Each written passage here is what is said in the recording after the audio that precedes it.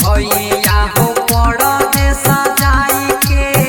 बोली हो नहीं दुलरी के प्यार हो अइला राखी तयो हार हो ना राजा भैया परदेसा जाई के बोली हो नहीं गुड़िया के प्यार हो अइला राखी तयो हार हो ना भैया हो राखी हो लेने करब हमें इंतजार हो भूली हो नहीं बहिनी के प्यार हो ना करब हमें इंतजार हो भूली हो नहीं बहिनी के प्यार हो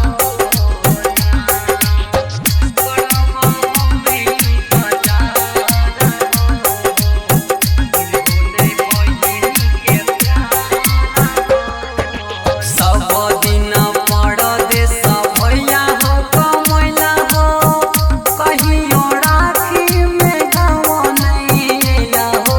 सब दिन परदेस भैया तू कमैला हो कहियो राखी में गाँव नहीं अइला हो भैया हो राखी में छिपल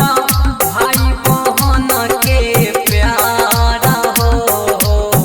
भूली हो नहीं बहिनी के प्यार हो ना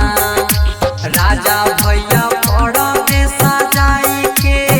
भूली हो नहीं बहिनी के प्यार हो अइला राखी तयो हार हो ना भैया हो याद में पड़ता बहिनी आई बीमार हो भूली हो नहीं दुलारी के प्यार हो ना करब हमें इंतजार हो भूली हो नहीं बहिनी के प्यार हो ना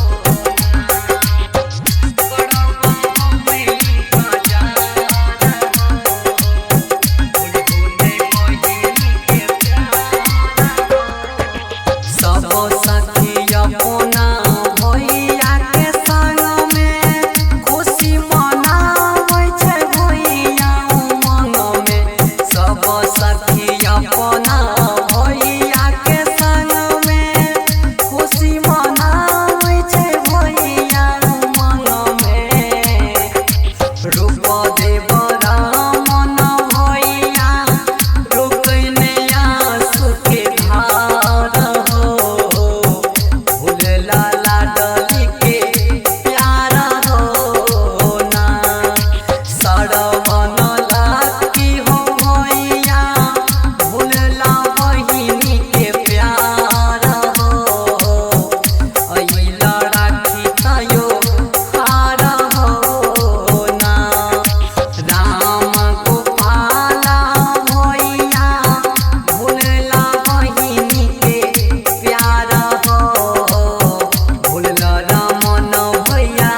प्यार हो ना माँ श्यामा रिकॉर्डिंग स्टूडियो संत कबीर चौक 70।